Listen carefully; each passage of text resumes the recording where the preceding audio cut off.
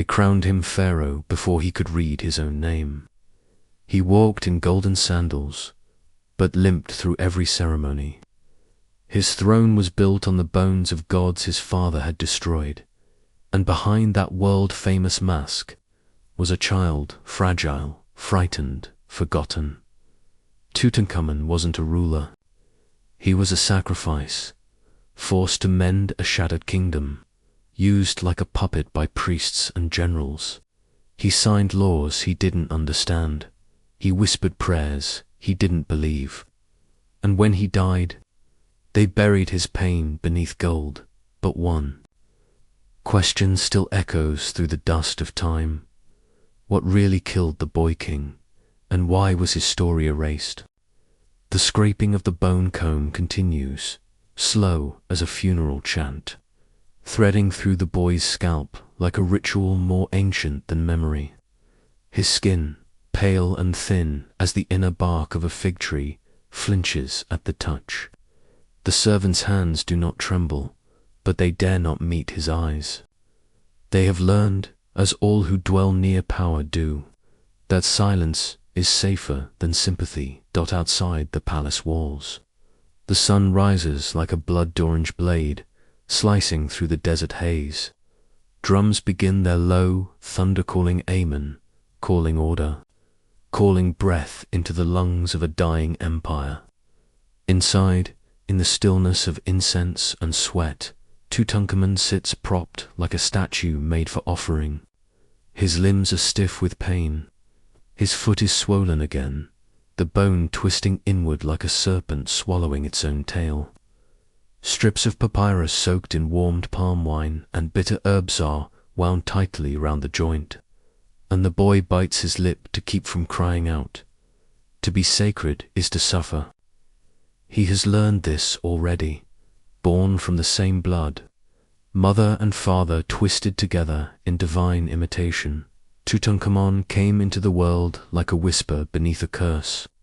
The midwives said he did not cry at first, that he blinked into the world with the quiet dread of someone already knowing what life would demand.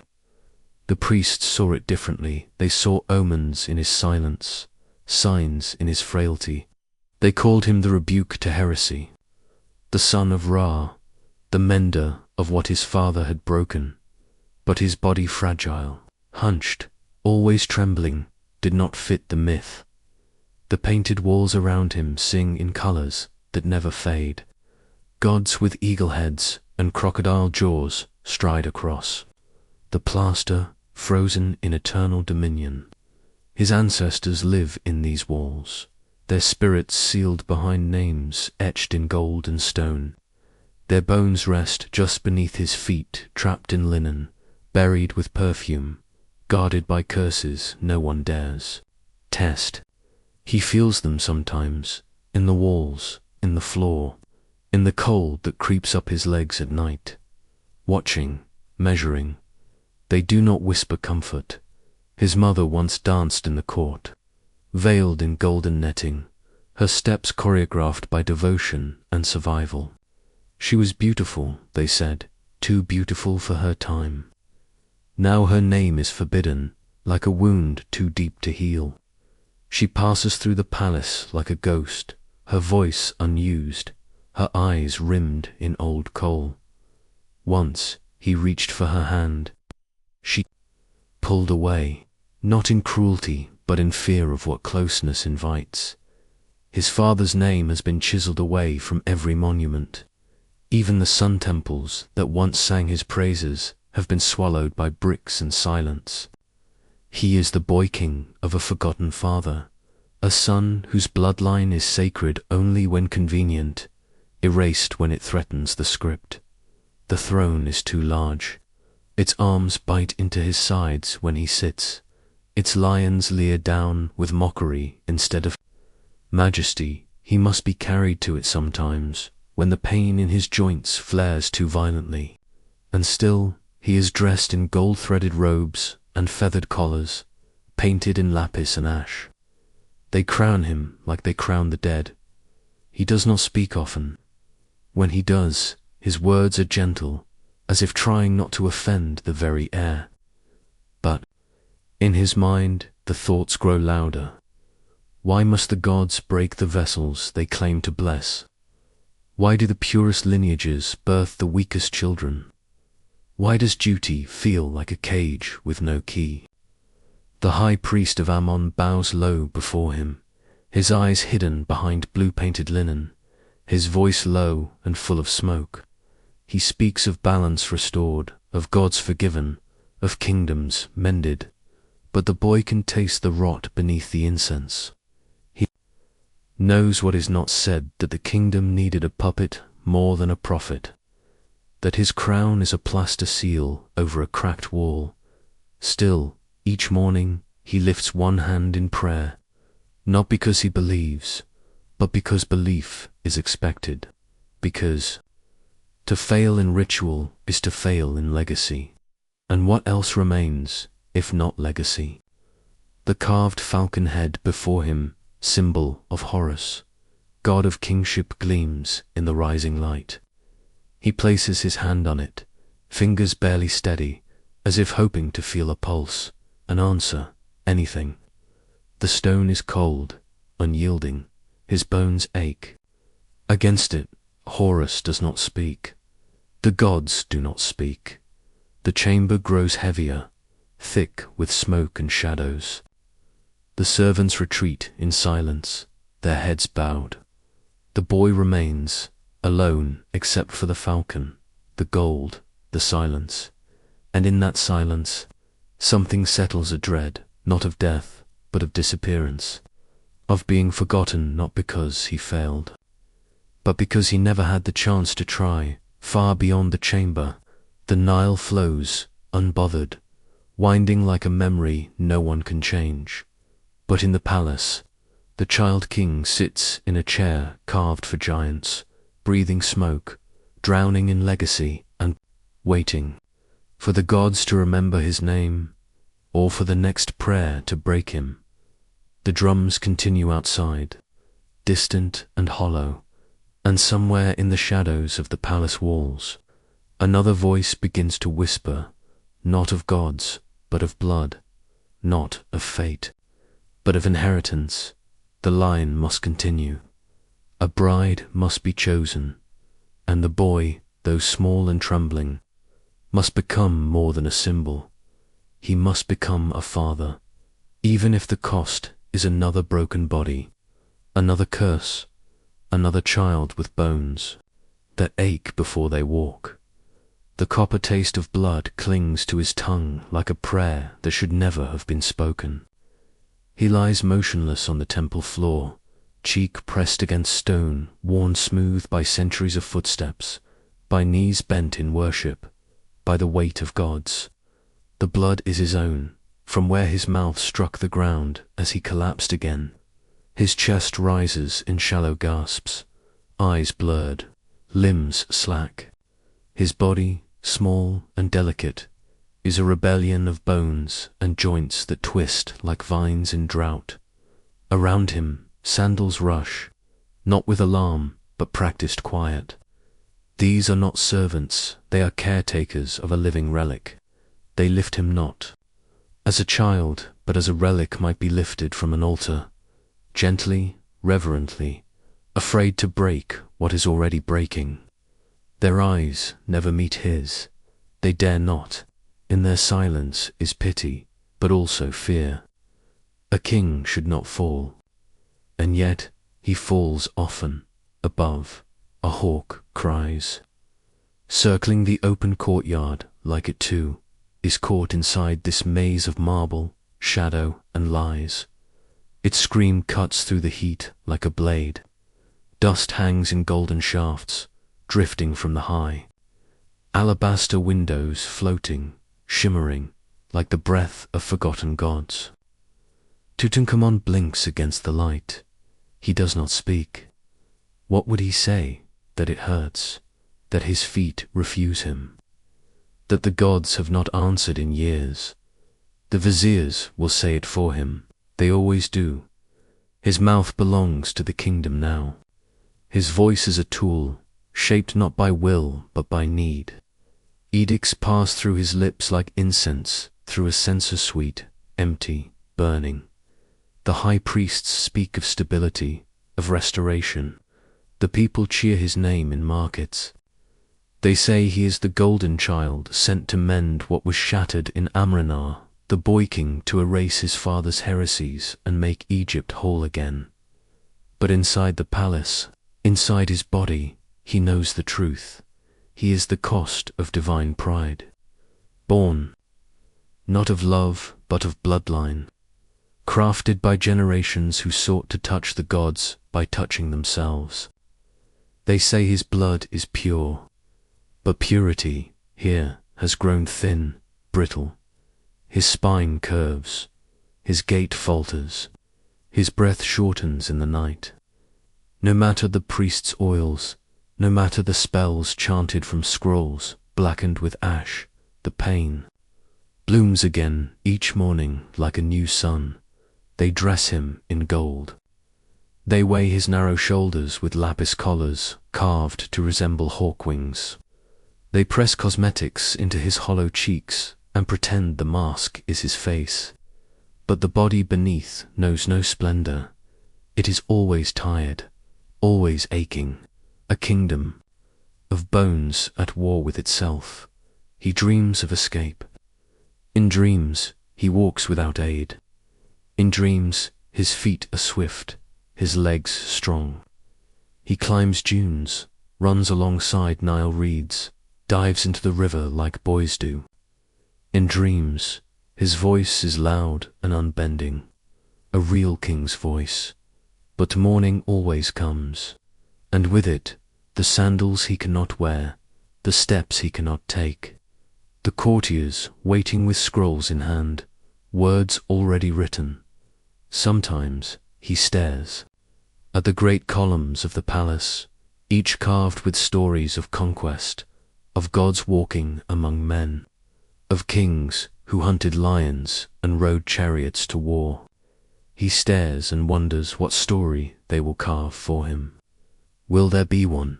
Will there be space on these stones for a boy who never marched, never ruled, never fathered? One evening, under the open dome of stars, he sits alone in the sand. Number. Servants.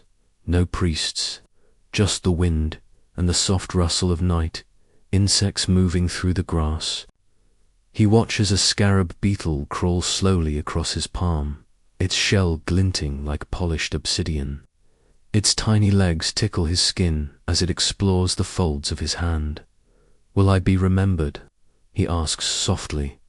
The beetle pauses, but there is no reply, only the wind and the endless hush of the desert. His hand lowers. The beetle crawls away. The stars remain unchanged, vast and cold. The gods do not speak. The sand beneath him does not stir. And yet far to the west, in the hills where the sun dies each evening, men with bronze tools and sunburned backs are chiseling into stone. They do not yet know whose tomb they build. They do not yet know the name that will be carved above its sealed door. But something in the wind carries the shape of it. Something in the silence is preparing to hold what will soon be taken. Tutankhamun sits quietly. His body aches. His heart aches more. He is a king, yes, but he is also a boy, and the gods, once so near, have become smoke. The harp strings had not yet stilled, and already the shadows were shifting in the upper chambers of the palace, where lotus smoke curled like ghosts from bronze braziers. Two children sat cloaked in ceremony. The boy's shoulders, slight beneath the linen of a king, barely stirred beneath the weight of his golden crown. The girl beside him, Tutankhamun, flower of the same twisted branch, held his hand like one might hold a dying bird, gently, carefully, as if to keep it from vanishing. Outside, the Nile moved like time's low, indifferent, ancient. Within the walls, the music of celebration masked the brittle silence that grew between the newlywed pharaoh and his bride. It was not love. Love was a thing for peasants and poets. This union was necessity wrapped in gold. The gods had demanded it, the priests had arranged it. The bloodline stretched thin through generations of divine incest needed binding. And so the boy who had once played with carved lions and ivory dice in his nursemaid's arms was now pressed into the arms of a sister queen. Beneath painted ceilings where gods looked down with painted smiles, the air was thick with perfume, honeyed oils, crushed marand, yet beneath it all, the faint copper scent of fear lingered. He did not fear her. She had been beside him through sickness and silence. He feared what the future might carve from her womb, whether their joined blood would bring forth strength or silence. He had seen the silence before. He remembered the infant coffins, larger than a folded cloak laid in gold, set into chambers too fine for any breathless child to see. There had been 2, no, 3, perhaps more. Tutankhamun had not yet been crowned when the last was buried. He had stood in the shadows as the high priest whispered rites over a tiny sarcophagus, the boy's lips barely able to pronounce the names of gods who were called upon again and again to no avail. Names that echoed through empty nurseries and stone crypts alike. They called it divine purity. They said the royal blood was so perfect, so sacred, that even the gods hesitated to allow it to live. But he had seen the truth in the eyes of the wet nurses' eyes, red from weeping, their mouths tight with rage they could never speak. He had seen it in his own mother's face, carved thinner each time a child did not survive. It was not divinity. It was the price of pride now, with his half-sister beside him. That price sat coiled like a serpent at the foot of their bed. Her touch was warm, but the chamber was not. The torches guttered in the windless dark. Somewhere beyond the carved doors, musicians plucked joy from harp strings, singing of fertility and long reigns. But here, there was only duty. He turned his face slightly, watching the lamplight flicker over her brow. Once, she had laughed freely, her voice like bells. Once, they had chased birds across the garden stones, tumbling into pools with careless delight. But that time had drowned with the last flooding of the Nile. Now, her smile was drawn carefully, like a scribe's mark on fresh papyrus measured, formal, empty. She reached out, smoothing his hair, fingers light, almost maternal. She said nothing. She hadn't for hours. Neither had he. Words felt dangerous now. Even in silence, the walls spoke. The painted gods, stiff in their poses, watched with unreadable eyes. Horus, falcon-eyed, glared down with wings outstretched. Hathor, serene and cold, offered nothing. They were surrounded by divinity, and yet more alone than ever. He leaned back slightly, letting her hand rest on his temple. There was a time when kings had ruled with muscle and fire, with chariots and bloodied swords, but he ruled with silence. With trembling fingers signing scrolls he barely understood, with priests who spoke for him, with stewards who watched every bite he ate, every word he mouthed. The only thing that belonged to him, truly, was his fear, and tonight it pressed in on him like the darkness between the stars. He did not know what kind of father he would be. He barely knew how to be a boy. His knees still ached from growing too quickly. His voice still caught in his throat when he tried to sound like a man. Yet now the future of a kingdom curled beneath, silk beside him. The sheets were embroidered with phoenixes and palm fronds, imported from the east. They smelled of cedar, fresh cut and sacred. But they were heavy, suffocating. A tomb dressed as a bridal bed. He closed his eyes. Beneath the palace, In the vaults no one dared speak of, artisans had already begun their sketches. A new sarcophagus, just in case. That was the phrase they used, just in case. Not when, but if, as though fate was something that could be bargained with. The goldsmiths worked in silence, hammering out the shape of his afterlife. The linen weavers measured cloth for burial, not coronation, and in the chamber of the royal embalmers, oils were already being distilled. No one said it aloud, but the king's body was being prepared as surely as his wedding chamber. He opened his eyes again and found her watching him. Ankhesenamon's gaze was calm to calm, as if she had seen beyond this moment, as if she knew they were little more than offerings arranged by older hands to please gods who had not answered in years. A single torch near the window guttered and went out. For a moment, the chamber breathed darkness. Outside the Nile hissed against its banks, swallowing moonlight in silence. Somewhere in the reeds, a crocodile slid into deeper water. The king reached for her hand once more. She did not flinch. Together they lay still. Not lovers, not rulers, not even truly children anymore. Just as shadows waiting for dawn. In the corridor beyond, footsteps echoed softly. A servant bearing news, or perhaps more silk, or perhaps the name of another heir now gone.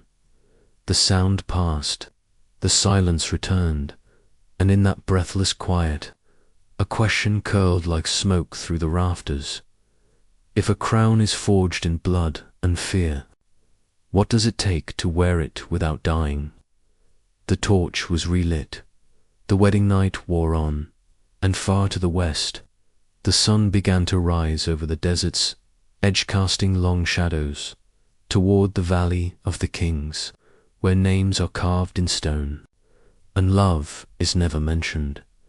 The bell tolled, like a wound torn open, not a call to worship, but a whisper of finality echoing through ancient stone. Its sound rippled down corridors where incense once curled in sacred spirals and offerings glistened beneath painted gods. Now it was a sound of endings, of something falling slowly, beautifully apart. Tutankhamun did not move. His fingers, thin as reeds, gripped the sandstone pillar as though afraid it might vanish too. The falcon had vanished into sky. The dust hung low, like sorrow that refused to settle. In that breathless moment, beneath a sun as old as time, the boy who ruled an empire stood utterly still. He had always known his life was borrowed, carved from someone else's ruin, sculpted into a crown too heavy for bones, so fragile. He wore his father's sins like perfume, invisible, inescapable. Akhenaten had shattered the order of the world with one dream, one god, one son. And though Tutankhamun had reversed it all, brick by brick, altar by altar, the cracks beneath the surface never healed. The gods had returned. But had they forgiven? Each morning he rose to the wails of flutes. Slaves bathed his wasting limbs in cold water, while he bit back groans, lest they be mistaken for weakness.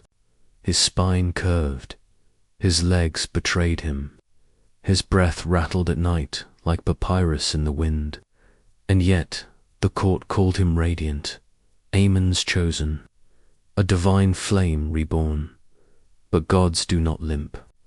Gods do not cry in the dark. He remembered when he first saw Karnak, the great temple of Ammon, rising from the dust like a ship carved from eternity. Its columns reached for heaven, carved with prayers so ancient even the high priests only whispered their meanings. He had walked its avenues with wonder once, a child tracing the footsteps of giants. Now each visit felt like a burial, his own rehearsed in slow procession in the sanctuary. where gold shimmered in the flicker of sacred fire, he spoke the words he was taught to say. I give you incense, I give you wine, I give you my breath. But what more could he give, when even his breath came with pain? His physician, a silent man who smelled of myrrh and old tobacco, applied poultices and muttered charms into the folds of his linen. He recited the names of bones, aloud as if naming them would command them to heal. But the boy knew better. Some bones were not meant to hold kingship. Some spines were not made for thrones. And still he played the part. At festivals, they painted his eyes with kohl and dressed him in robes so heavy he nearly collapsed beneath them. He sat on thrones encrusted with lapis, smiling through the thunder of drums, while dancers spun and priests sang his praises. His wife, Tutankhamun, beautiful, distant, aching in her own way, held his hand with the gentle firmness of someone clinging to a ghost. Neither spoke of the children that did not live, of the tombs prepared too early, of the gods that had turned their faces away by night. The silence pressed close. He wept quietly, like a reed bending in the wind. His tears soaked embroidered cushions shaped like lotus petals, once symbols of rebirth, now reminders that he was fading. The palace, with its cool marble and painted ceilings, had become a tomb with open eyes. Servants tiptoed. Scribes grew cautious. Even the cats, once sleek shadows curling at his feet, now watched from corners with wary stillness. There were dreams, too vivid, cruel. He saw his father's face, twisted in ecstasy beneath the sun disk. He saw fields barren from neglect, and temples blackened by abandonment. He saw himself, faceless, walking through a desert where no one knew his name. But worst of all were the dreams where he ran fast, free, laughing, only to wake gasping, unable to move. Still, the rituals continued. The pharaoh, even in decay, must bless the harvest, must lead the prayers, must pretend the world had not frayed beneath his feet. And so he rose again. On the morning after the bell tolled, he limped back into the temple. The walls glowed in amber light, the incense thicker than before, as if they thought smoke could hide truth. The priests bowed, their eyes flickering. Even they knew. Tutankhamun raised his arms, trembling, skeletal, and chanted the hymns of his ancestors. His voice wavered, then steadied, then broke. Somewhere beyond the sanctum, a wind howled like morning. He was not a conqueror, not a builder, not a god reborn. But he had tried. He had tried to mend a broken world with hands that barely held a cup. He had stood in the shadows of his father's ruin and lit candles that flickered, if only briefly, in the dark. When he collapsed that evening, the courtiers said nothing. They turned away, bowed, and whispered into sleeves. The physician knelt beside him, fingers trembling. Tutankhamun, too, knelt, but her tears did not fall. They had been spent long ago as the torches burned low and night wrapped Karnak in silence. Tutankhamun's chest rose and fell once, twice, then stilled. Far above, in the dark vault of sky, the stars flickered without warmth.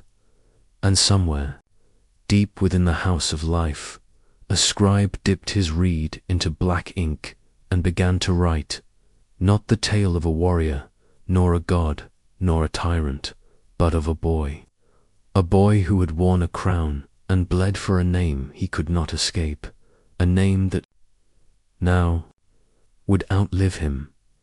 The tomb was not silent, even unfinished. It breathed. The air within still held the heat of rushed hands and whispered rites. Walls meant for eternity bore only ghostly beginnings, outlines sketched in ochre and charcoal, gods, caught mid-gesture, eyes unpainted, lips forever sealed in unspoken prayers. The artisans had not finished their sacred duty. Time had betrayed them. Or perhaps it had betrayed the boy. Tutankhamun had not lived long enough to outgrow the dreams of others, nor had he died young enough to escape their consequences. In the end, death did not come as thunder, but as slow collapse-fevered whispering. A boy clutching at amulets he had never seen, calling out to spirits whose names even the priests dared not speak aloud.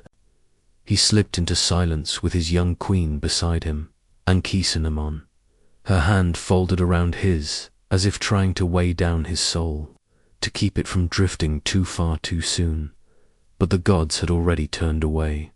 The rites were incomplete. The embalmers worked not with reverence, but urgency, pouring resin too hot, too thick, black as spilled oil.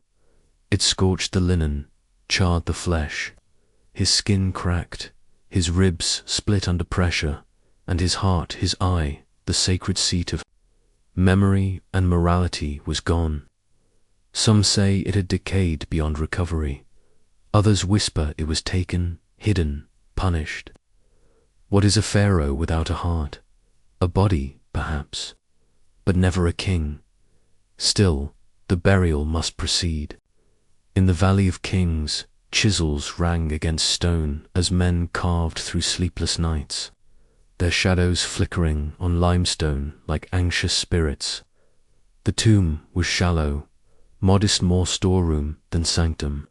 There was no grand avenue, no triumphant staircase, no long corridor of judgment, only chambers pressed close by the earth, gold folded into haste, spells tangled in panic. There was confusion in the treasures, disorder in the sacred order.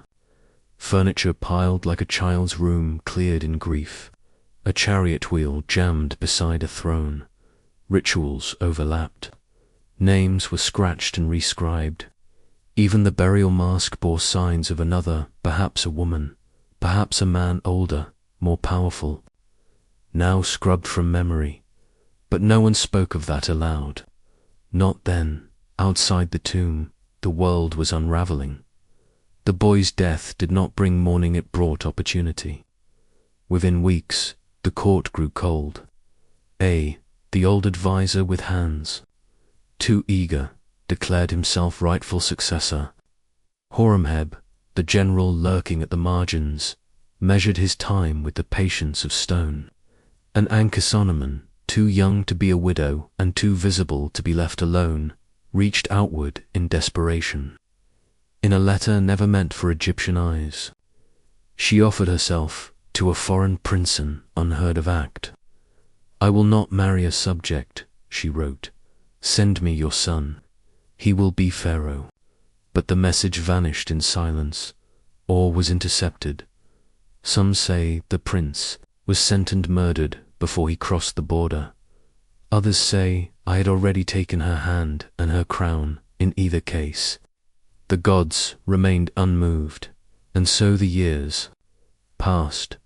Not many, but enough. Enough for Horemheb to take the throne, to erase names from monuments, to scrape the boy king's memory from temple walls like rot from wood. Enough time for Ankhesenemon to disappear, her voice lost in the echo of corridors now crumbling. Enough for the sand to return to bury, to quiet, to forget. But not forever. The tomb, unfinished as it was, endured, it waited. Its seal broken only once, briefly, in antiquity, then resealed. The looters had come and gone, disturbed the treasures. Stolen trinkets left chaos in their wake. But they had not taken the story.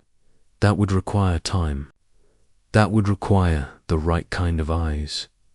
And so, for more than 3,000 years, the boy remained.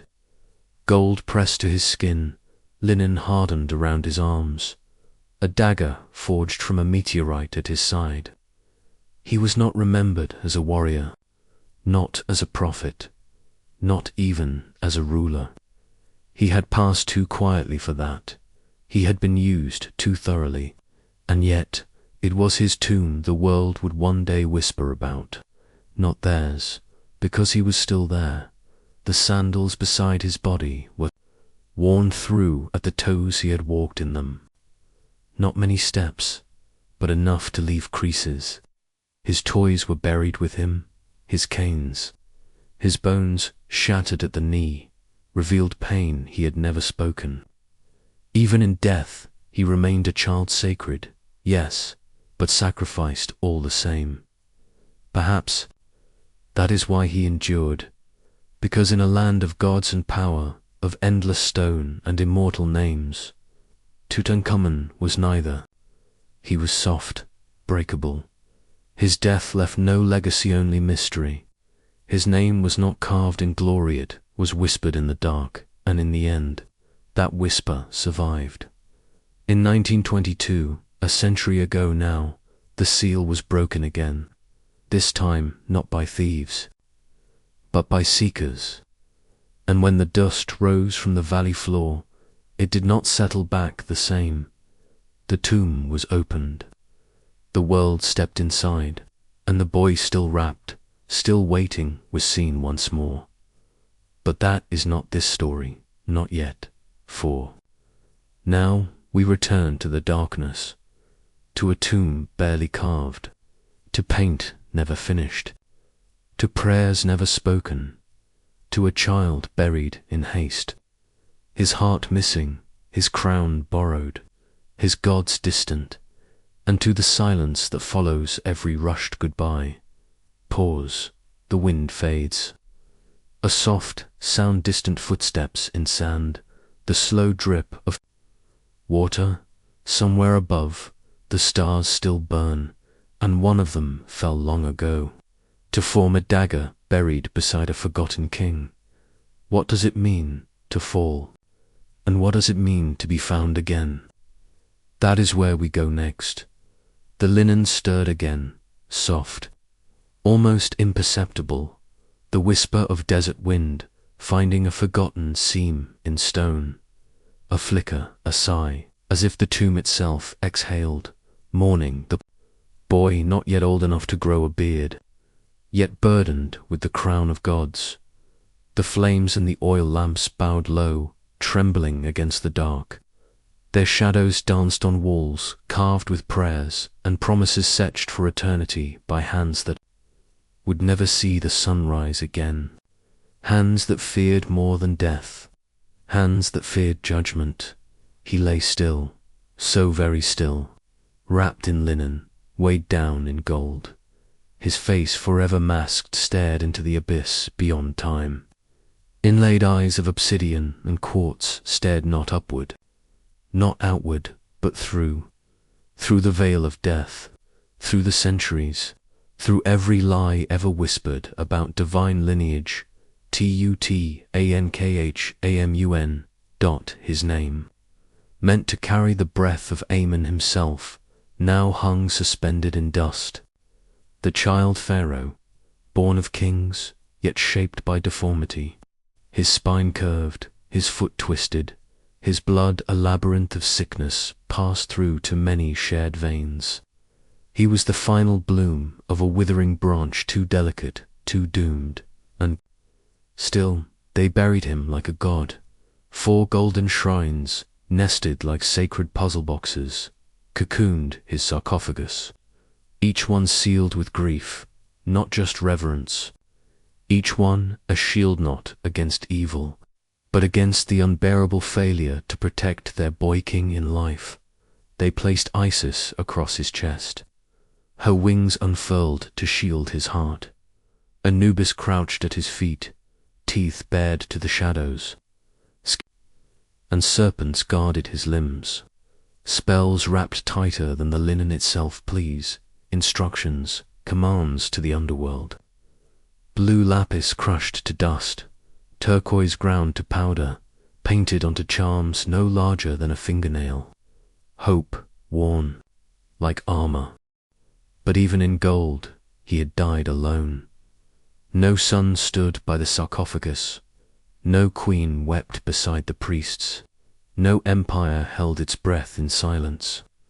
Only the ritual remained, mechanical, ancient, necessary. The Book of the Dead was recited in chants that quivered with uncertainty. The opening of the mouth performed with hands too human to pretend they weren't afraid. What if they'd missed a word?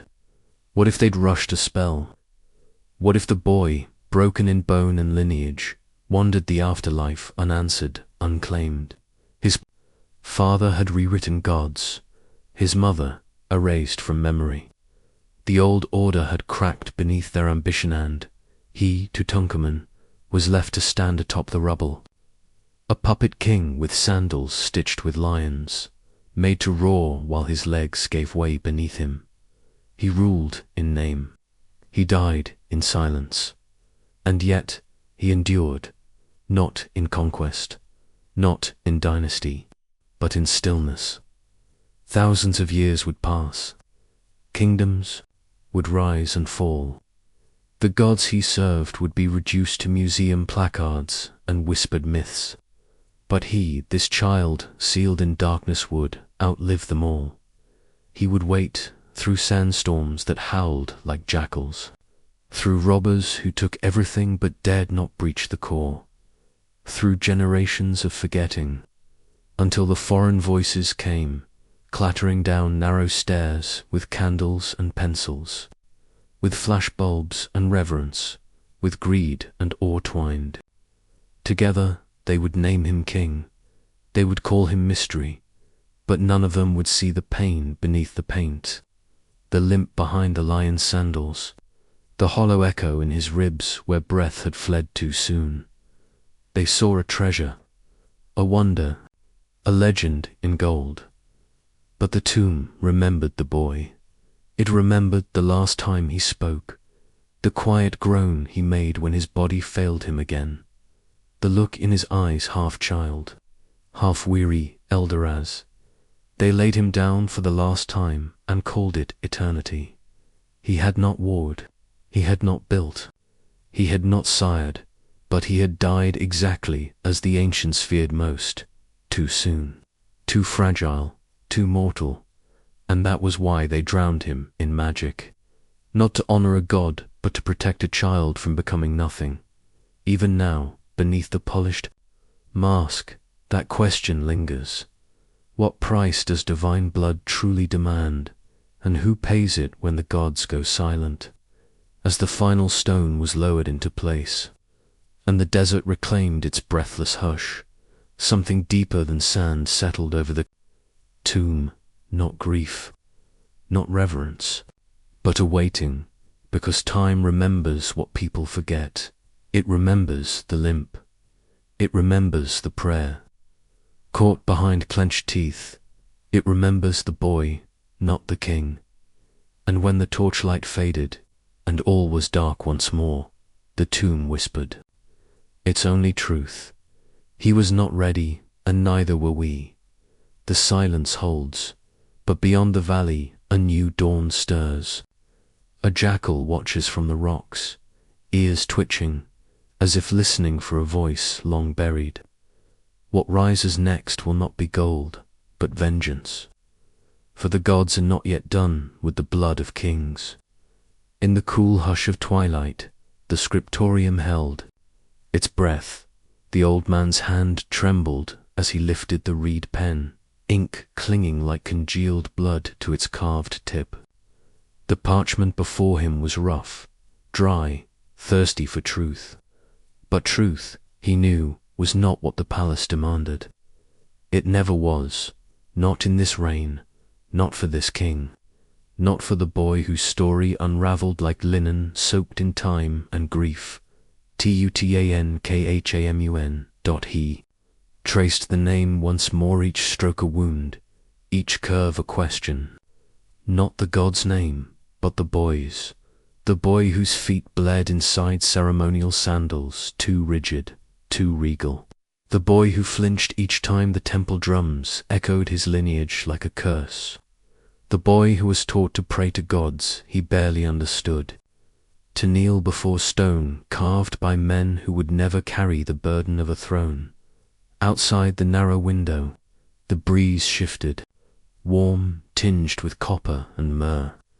It carried with it the sigh of desert sands and the brittle rustle of palm fronds. Somewhere in that restless hush, the scribe imagined he could still hear his voice, his breath, asking, not with defiance, but with exhaustion, why me? There had been no answer then. There would be none now. The boy had inherited more than a crown. He had inherited collapse, the shattered altar of Aten, his father's broken son, the silence of gods whose temples had been torn down, their faces defaced, their priests driven to shadow.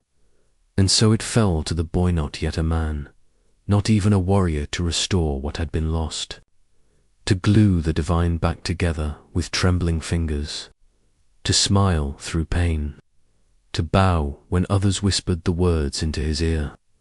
A puppet with bones too brittle to dance. The scribe's ink dried too quickly. He dipped the pen again, watching. The liquid black swirled like the river at night, thick with silt and secrets. How to record what could not be spoken? That the king's spine bent unnaturally, that he walked with a cane carved from cedar, that his breath wheezed in the cool of morning, that sometimes, when the royal court dismissed him, he would stand very still beneath the date trees and weep quietly, as boys do when they think no one can see. The walls of the palace bore his image toll, divine, spear in hand, slaying chaos, lies, carvings made by command, paint brushed over pain. None showed the tremor in his fingers. None showed the young queen, his sister, his only friend, holding him steady beneath the sun's cruel gaze.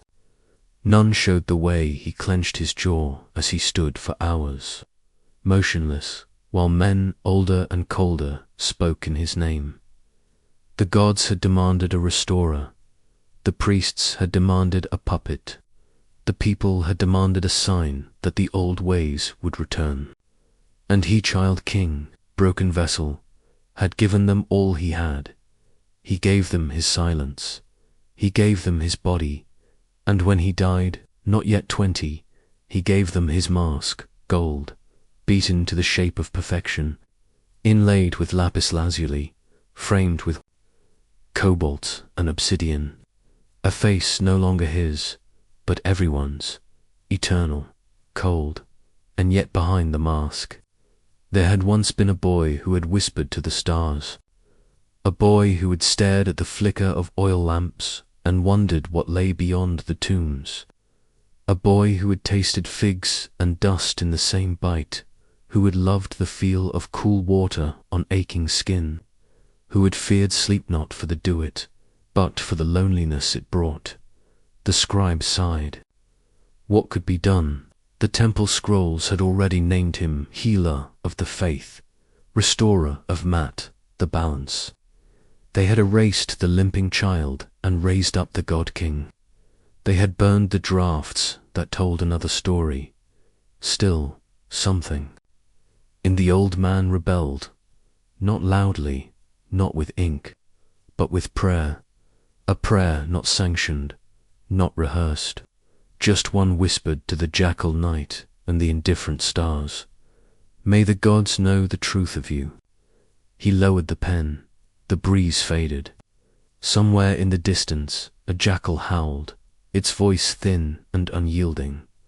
There would be more kings, more scribes, more masks, but none quite like this, none so haunting in absence, so hollow in memory. For Tutankhamun was not a king of war or conquest or law.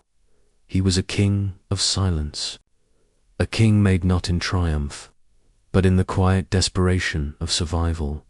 And long after the tomb was sealed and the sands reclaimed the valley, long after the name was forgotten and rediscovered beneath centuries of dust, the boy's shadow would remain, not in the gold, not in the myths, but in the silence, between verses, in the pause between hieroglyphs, in the hollow echo of a question that still has no answer. Why me? And beyond the scriptorium, in the heart of the desert where the tomb slept beneath rock and sorrow, a torch flickered and went out. The story was not over. Something still stirred in the darkness, something that would rise, not in royal glory, but in whispers, in echoes, in questions yet to come. The mask remains, but the child waits.